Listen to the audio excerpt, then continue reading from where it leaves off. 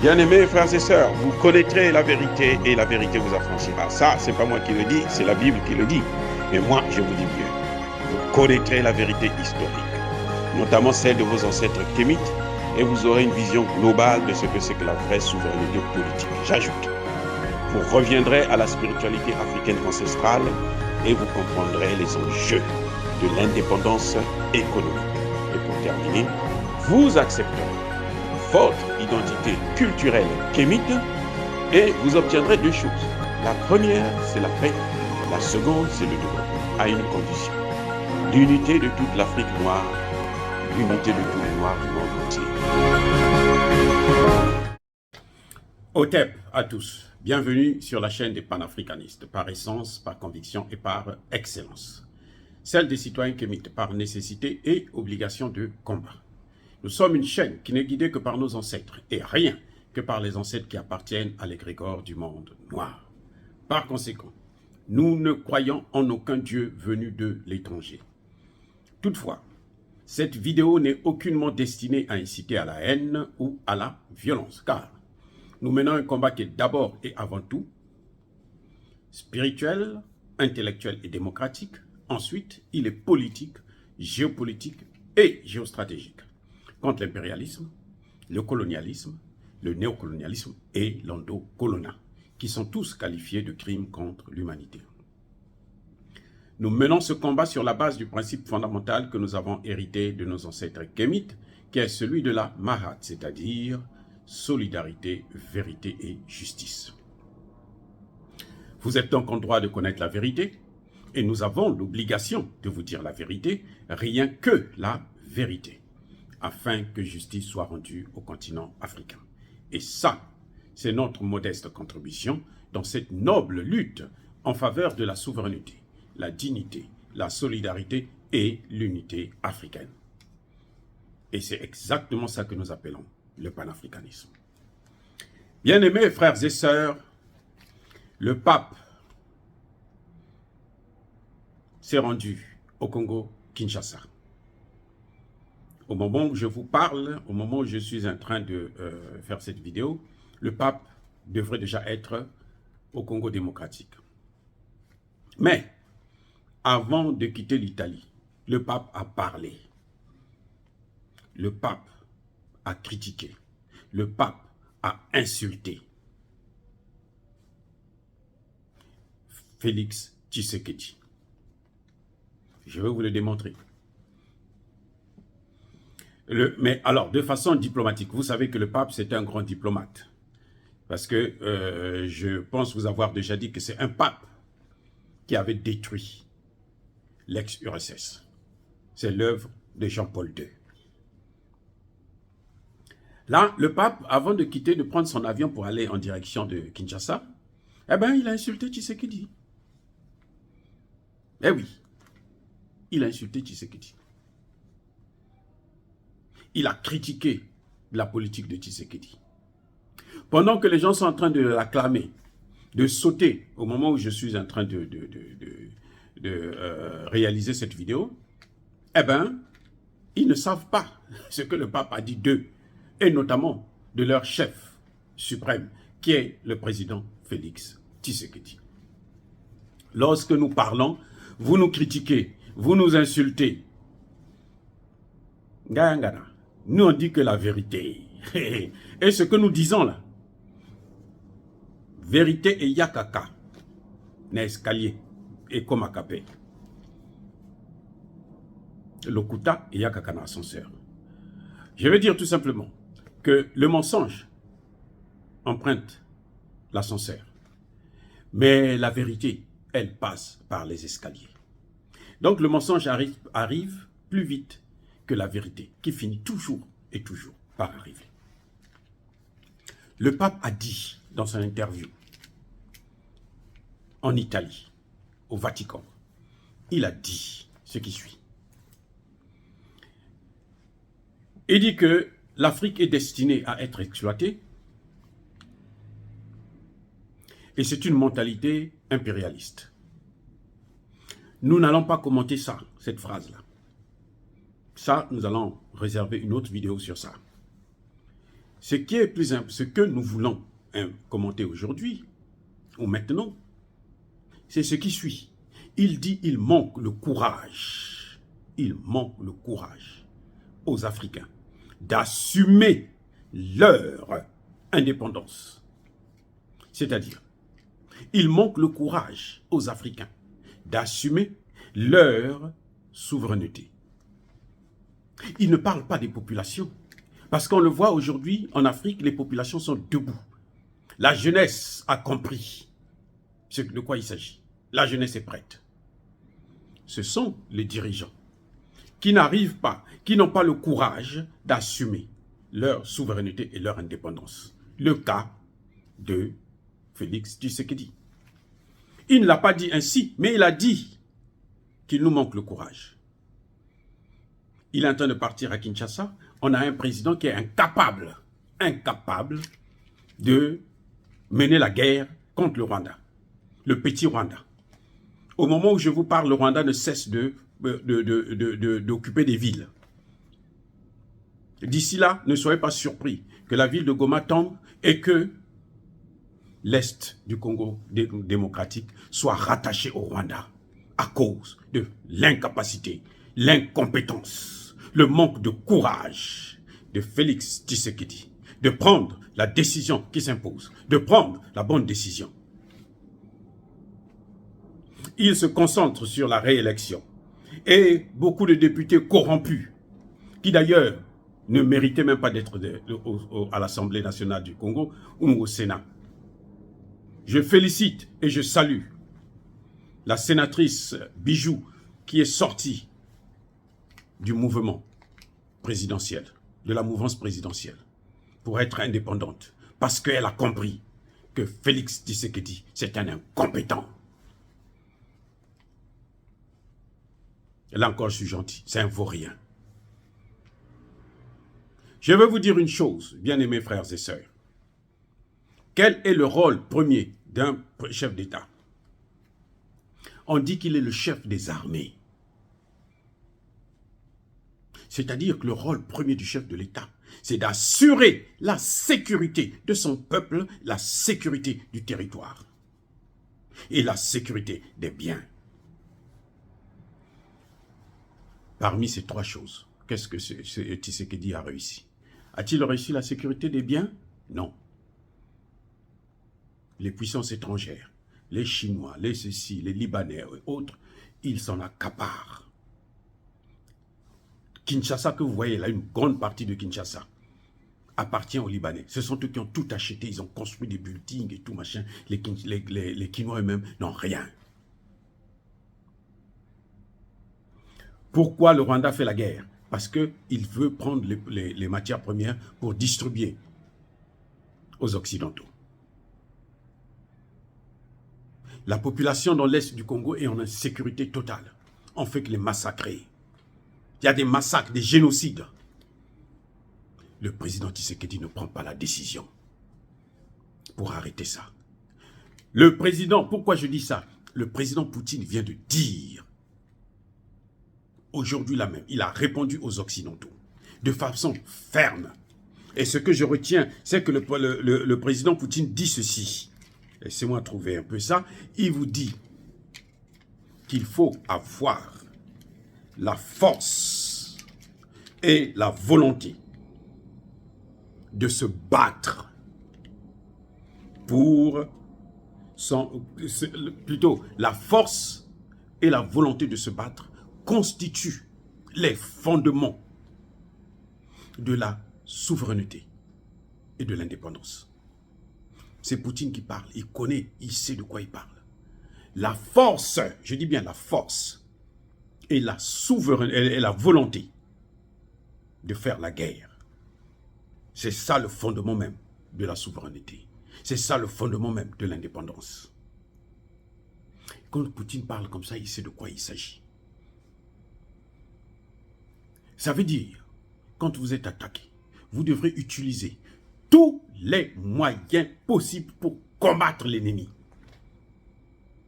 Je l'ai dit la dernière fois dans l'une de mes vidéos, que le président Tshisekedi ne peut plus avoir peur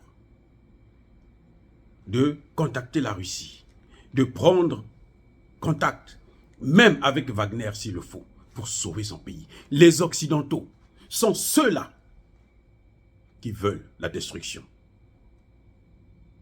du Congo démocratique. Ce sont les Occidentaux qui sont en train de diviser le Congo démocratique via le Rwanda et via le M23. Si Tshisekedi n'a pas compris ça, c'est que je répète encore, c'est un vaurien, zéro, un vaurien. C'est pour ça qu'il n'a même pas pu avoir la licence. Il a une licence douteuse. Eh oui, parce qu'il ne vaut rien. Vous savez, en Ukraine, les villes de Soledar, les villes de Bakhmut, c'est Wagner qui sont en train de les prendre. C'est Wagner qui a libéré ces deux villes. C'est Wagner qui apporte une grande victoire à la Russie. Pourquoi lui ne peut pas contacter Wagner? Il vient s'asseoir. Il vient pleurer devant Blinken. Mais c'est le maître de la balkanisation du Congo. Il a maintenu, il a déjà renouvelé, vous savez qu'il a déjà renouvelé le mandat de la MONUSCO là. Il a accepté qu'on renouvelle le mandat de la MONUSCO. Vous savez pourquoi? Parce que c'est un mondialiste. Et je veux vous le prouver, aussi simple que ça. Il y a eu une mission des Nations Unies au Soudan. Quel est le résultat? Ils ont été partis là-bas pour instaurer la démocratie, non? La démocratie, c'est quoi? La démocratie, c'est la balkanisation du Soudan. Le résultat est là. La preuve est là. Qu'est-ce que vous cherchez d'autre? La MONUSCO, depuis que la population a commencé à regarder un peu de près, en disant que non, ils ne foutent rien, ils ont fait mettre le paquet. Encourage le M22, le M23 et le Rwanda pour occuper les villes. Comme ça, quand ils vont partir, les choses sont déjà, les carottes sont cuites. On vous met devant le fait accompli. Ça, c'est la faute de Tshisekedi. Lui préfère aller négocier avec... Il a passé 4 ans à négocier avec Kagame. Il préfère aller prendre le Kenya, l'Ouganda, les soldats ougandais, kenyans et autres. Tout ce monde-là, ce sont eux qui sont là à la destruction du Congo démocratique. Le Kenya n'est pas un pays africain fiable, honnête. Le Kenya a laissé les Occidentaux vacciner des générations de jeunes filles qui, à l'âge adulte, n'ont jamais pu avoir des enfants. Elles sont toutes plutôt devenues des stériles. Le Kenya. Ce n'est pas un pays fiable. Barack Obama vient d'où? Il vient du Kenya, le père de Barack Obama. C'est un Kenyan. Qu'est-ce que Barack Obama a fait? C'est lui qui a détruit la Libye. Et vous voyez ce que ça a donné au Congo, plutôt au Sahel. Le Kenya n'est pas un pays de confiance. Ce sont nos frères, ce sont des Africains, mais ils travaillent beaucoup plus pour les Occidentaux. Il faut le comprendre. Si vous ne comprenez pas ça, vous avez un problème. Donc Tshisekedi ne peut pas compter sur eux pour régler le problème. L'Ouganda a besoin d'une partie. Le Kenya a besoin d'une partie. Le Rwanda a besoin d'une partie. Tu vas les prendre, tu les mets ensemble, battez-vous. La première personne a demandé à ce que Tshisekedi négocie avec le M23. Depuis que le M23 a commencé à occuper les villes, c'est le président kenyan. Les soldats kenyans qui sont venus au Congo démocratique, ils prennent leurs uniformes, ils donnent aux Rwandais, et les Rwandais occupent les villes, ils rentrent dans des villes, les populations croient que ce sont des Kenyans. Et non, ce n'est pas des Kenyans, ils rentrent et puis ils occupent la ville. C'est comme ça que ça se passe. Et Tshisekedi ne peut pas laisser, ça dit qu'un chef d'État, c'est comme un chef de famille. Vous êtes chef de famille, là. Vous n'allez pas laisser vos enfants mourir devant vous comme ça, là, sans rien faire. Allez pleurnicher ici à gauche et à droite, alors que ce sont eux qui sont en train de créer le chaos. Le pape qui l'invite là, je vais vous dire, l'ex-URSS a été disloquée, détruite, politiquement parlant bien entendu, par le pape Jean-Paul II. L'esclavage a été décidé par un pape. Mais qu'est-ce qu'il faut pour vous faire comprendre que ça c'est la distraction? Il ne vient pas là pour bénir le Congo, parce qu'il lui-même, il n'est pas béni. Et oui, c'est lui qui protège bien les prêtres pédophiles. C'est lui qui les protège, non? Vous ne savez pas ça? Il les protège. Donc, quand Tshisekedi croit qu'il trouvera une solution, non, il vient pour le soutenir pour sa réélection, parce qu'on pense que faire venir un pape, ça fait partie du programme d'un gouvernement. Il faut être Tshisekedi pour penser. Il faut être congolais. Ces Congolais minables qu'on voit sur les réseaux sociaux qui soutiennent sa politique, alors qu'ils voient bien que ça est en train d'aller dans les couilles. Et oui, le Congo démocratique, là, est en train est en perdition. Donc, le président Tshisekedi ne fait pas ce qu'il faut. Ce qu'il faut aujourd'hui, c'est acheter des armes, pas aux Occidentaux, parce que les armes occidentaux, c'est ce que Kagame utilise. Il faut acheter les armes chez les Russes. Il faut acheter les Turcs, les armes chez les Iraniens, les drones. C'est ce qu'elles ont fait leur preuve là, en Ukraine.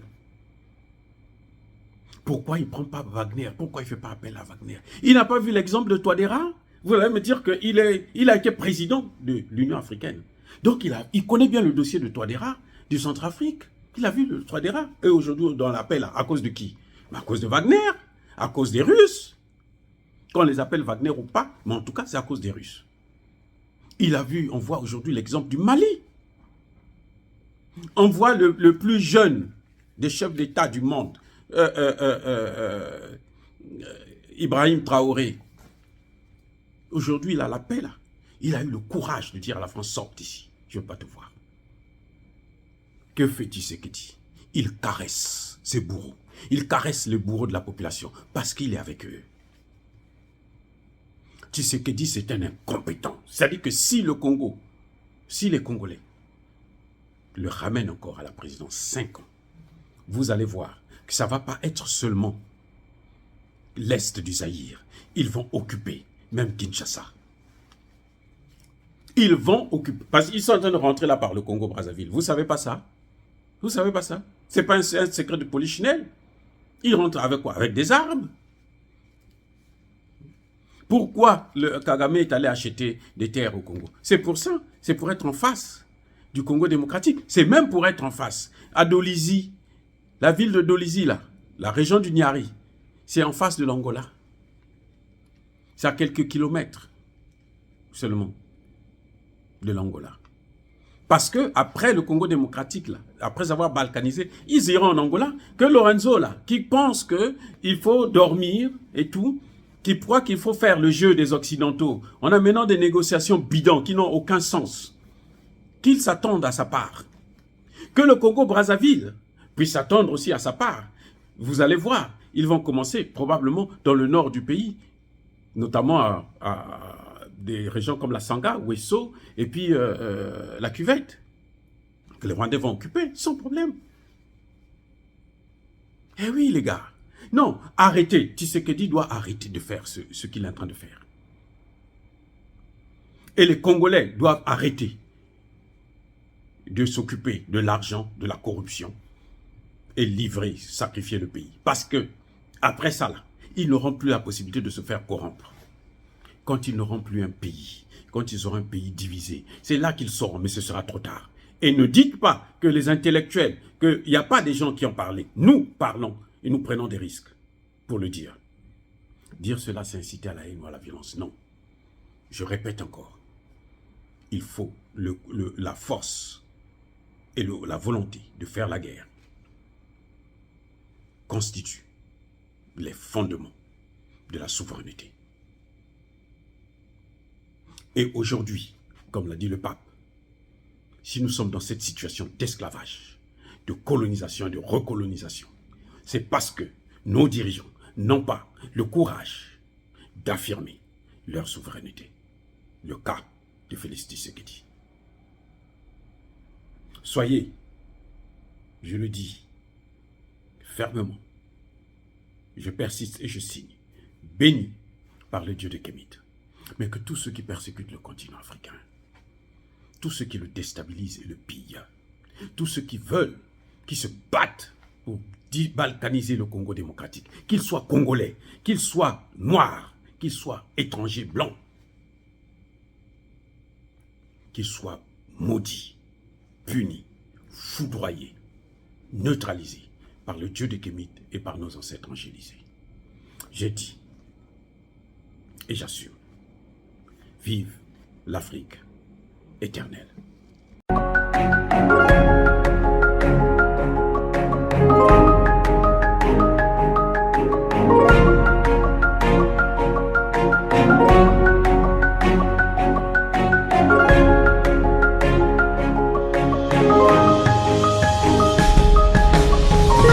Eux, ils marchent par la foi et non par la vue. Mais moi, je vous conseille vivement de marcher par la connaissance scientifique et historique, notamment celle de nos ancêtres kémites, par les 5 sens et par l'intelligence. Abou Abia.